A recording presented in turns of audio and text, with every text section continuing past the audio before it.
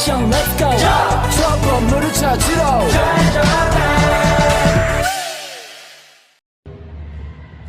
Kehamilan pada remaja. Sebelum kita jauh membahas terkait kehamilan pada remaja, ada baiknya kita mengetahui apa itu remaja.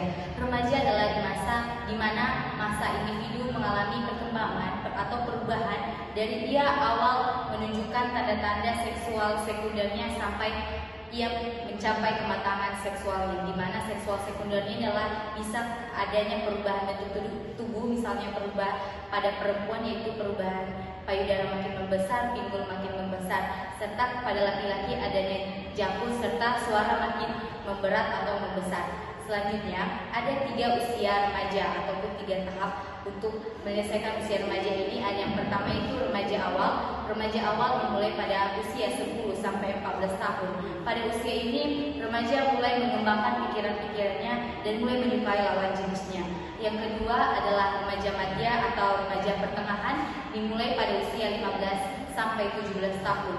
Pada usia ini remaja mulai membutuhkan banyak teman dan berteman dengan orang yang sama hobi dengannya. Serta pada usia ini remaja memiliki pribadi yang narsis kepada dirinya sendiri. Yang ketiga adalah remaja akhir, dimulai pada usia 18 sampai 19 tahun. Pada usia ini seseorang tersebut sudah menunjukkan sikap dewasa atau pribadi yang lebih dewasa, mulai terbentuknya identitas seksualnya yang mulai membentuk pribadinya yang privasi. Kehamilan pada remaja apa itu? Kehamilan remaja adalah kehamilan yang terjadi pada usia lebih kecil 20 tahun. Yang hamil di usia 15 sampai 19 tahun akan terjadi resiko mengalami kompleks persalinan dan kehamilan. Kehamilan pada remaja terjadi pada pergaulan dan lingkungannya. Kehamilan pada usia normal yaitu 20 sampai 30 tahun. Bisa disebut dengan juga ideal. Baik, saya akan melanjutkan dampak kehamilan pada remaja. Dampak kehamilan pada remaja yaitu ada 10 macam. Yang pertama yaitu keguguran atau abortus. Keguguran atau abortus yaitu keadaan berakhirnya kehamilan sebelum janin mampu hidup, yaitu ketika usia kehamilan belum mencapai 20 minggu atau berat badan janin kurang dari 500 gram. Adapun tanda-tanda keguguran yaitu yang pertama keluarnya darah vagina, kram perut, dan yang ketiga keluarnya gumpalan dari vagina. Dan yang kedua yaitu prematur persalinan. Prematur persalinan yaitu terjadi ketika usia kehamilan belum mencapai 37 minggu.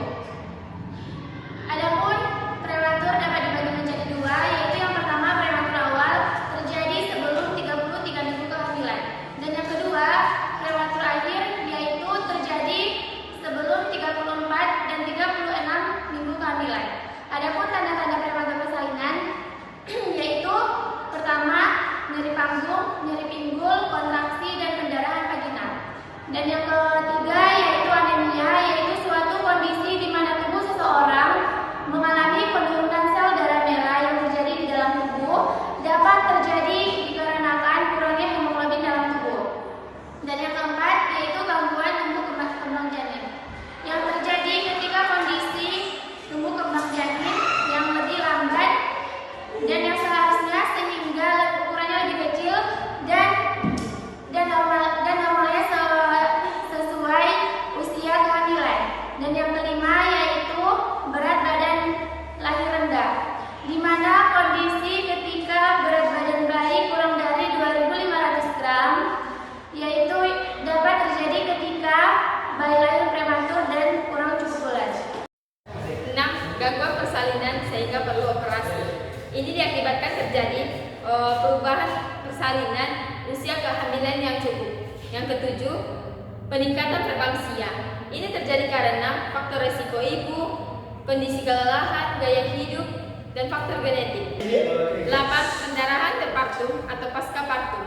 Antepartum adalah pendarahan yang terjadi sebelum persalinan. Yang ke-9, pembentukan pengeluaran ASI yang kurang. Ini disebabkan oleh faktor kekurangan stimulasi, stres, dan faktor hormonal dan dehidrasi pada seorang ibu.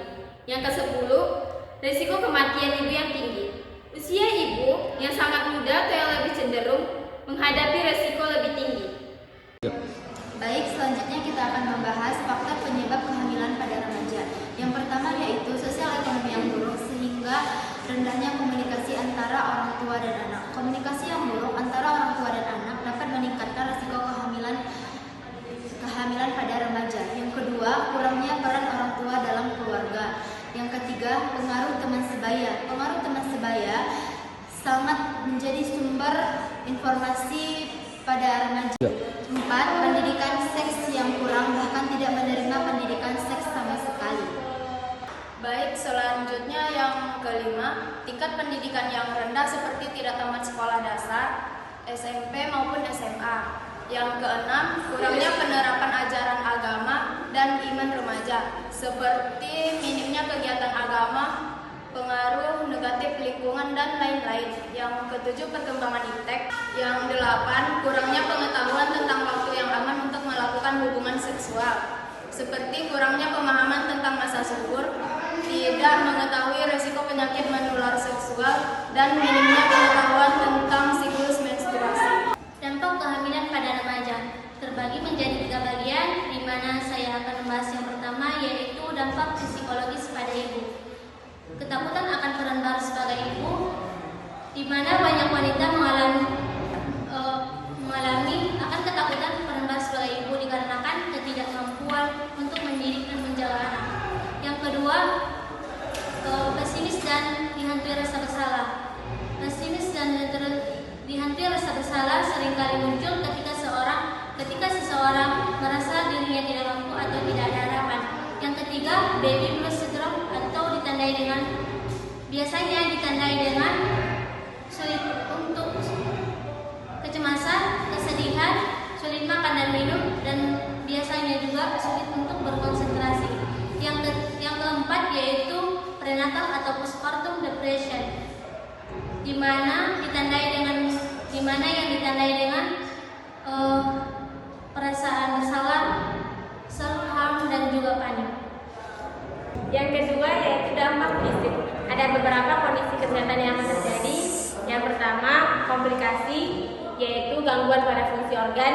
Kedua, pertumbuhan yang terhambat, yaitu anak tidak dapat tumbuh dengan baik. Ketiga, kesulitan melahirkan, yaitu ada risiko pada saat proses persalinan. Keempat, anemia, kekurangan darah yang sehat. Kelima, preeklamsia, yaitu tekanan darah tinggi pada saat proses kehamilan. Keenam, yaitu kematian, risiko kematian pada ibu dan bayi. Kesehatan bayi dari remaja lebih tinggi mengalami berat badan lahir rendah atau diabetes serta kelahiran prematur dan cacat bawaan. Yang ketiga, kematian pada ibu atau bayi remaja lebih tinggi mengalami persalinan macet atau berhenti karena organ reproduksi atau panggul belum sempurna. Selanjutnya, masalah yang sering terjadi pada ibu hamil remaja yaitu yang pertama, minimnya edukasi. Yang kedua, minimnya perawatan saat kehamilan ataupun saat melahirkan. Yang ketiga, kurangnya asupan gizi. Dan yang keempat, citra tubuh ibu hamil remaja merasa tidak pede akan bentuk tubuhnya. Baik, selanjutnya kita masuk kepada pencegahan kehamilan pada remaja. Untuk pencegahan kehamilan pada remaja itu ada yang pertama yaitu adanya perbaikan pengetahuan terkait seksualitas dan kesehatan reproduksi remaja. Untuk itu perlu diajarkan kepada remaja, diberitahukan kepada remaja bagaimana seksualitas bahayanya serta bagaimana menjaga kesehatan pada reproduksi remaja karena itu sangat penting untuk kesehatan. Yang kedua adanya perbaikan pengetahuan terkait bahaya kehamilan di usia remaja.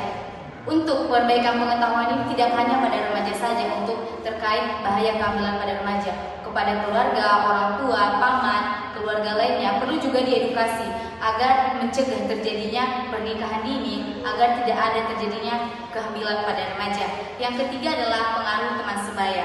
Pengaruh teman sebaya juga sangat berpengaruh kepada remaja karena memberikan informasi Remaja harus bijak dalam menerima nasihat atau informasi dari teman sebayanya agar tidak mudah menyimpang, baik dari segi sosial, norma agama yang dapat menyebabkan remaja tersebut mengalami kehamilan pada remaja. Terakhir adalah pengaruh keluarga.